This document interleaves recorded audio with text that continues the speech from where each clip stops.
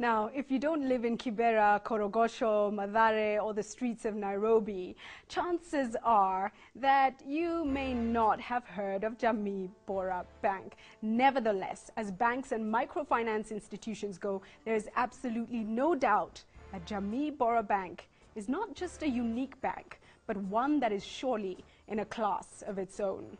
Why do we say so? Because this is one bank that started from a place where no other bank, as far as we could establish, has gone.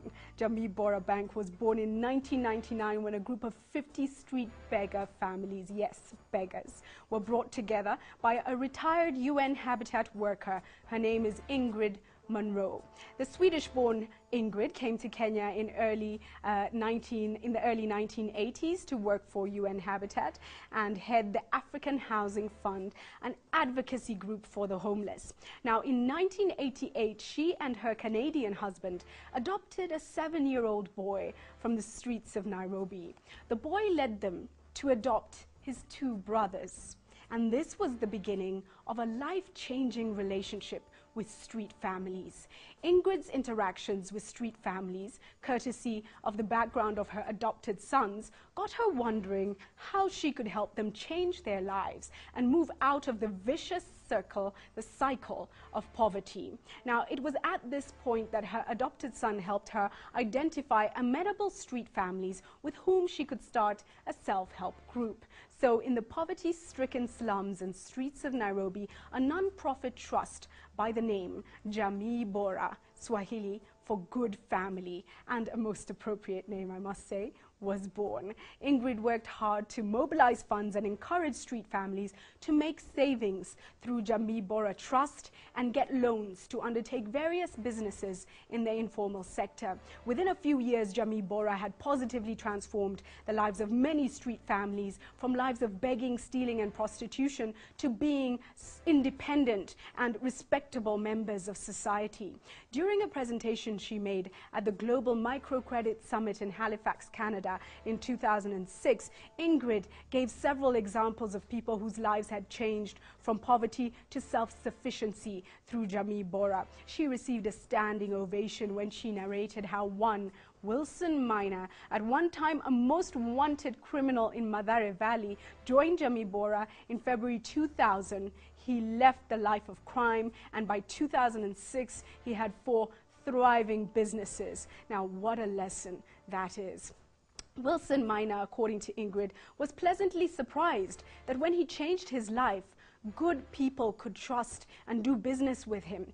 Ingrid explained how Wilson Minor became the brand ambassador for Jamii Bora in Mathare Valley, convincing hundreds of his former colleagues in crime to get into business, clean business, and become law-abiding citizens.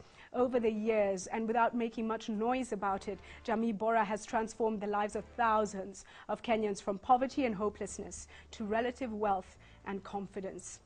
Among the unique loan products you will find at Jamii Bora includes Levuka, a loan product targeted at alcoholics, walevi we call them, who want to kick out alcohol dependency and get into business. Levuka, it is called. Now, I don't know of any other bank that has a product like that. Now, today, Jamii Bora has over 300,000 customers, about 200 outreach centers across the country. Recently, the group bought 293 acres of land in Kisaju, that's in Kitengela, and it plans to put up a housing estate for purchase by Jamii Bora customers. Over the years, Jamii Bora Trust now has undergone significant transformation and restructuring to become Jamii Bora Bank that it is today, although the Jamii Bora Trust still does exist.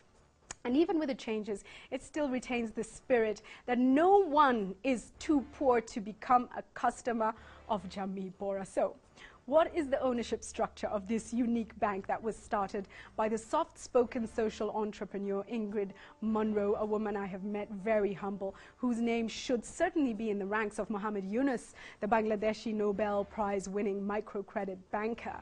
Well, let's take a look at the shareholding structure of Jamii Bora Bank as it stands right now, and whose asset base is estimated to be 6 billion Kenya shillings right now. Let's take a look.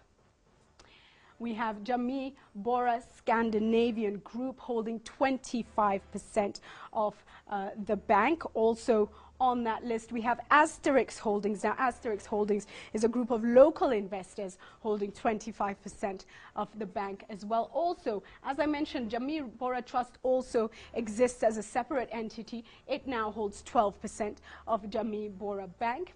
Former City Finance Bank investors came together and they hold 11% of Jamii Bora Bank. And Baraka Africa Fund has 8%. The Nordic, it's coming up, the Nordic Micro Group holds 5% of Jamii Bora Bank. And finally, a group of minority shareholders hold a 14% stake in the bank, which, as I mentioned, is estimated to be worth 6 billion Kenya shillings. Our quote of the week aptly comes from Ingrid Munro herself. Let's take a look at what she says. She said, "The 7-year-old adopted us. Then we found his 2 brothers and adopted them. And Jamii Bora was born." A good family was born. Very, very inspirational.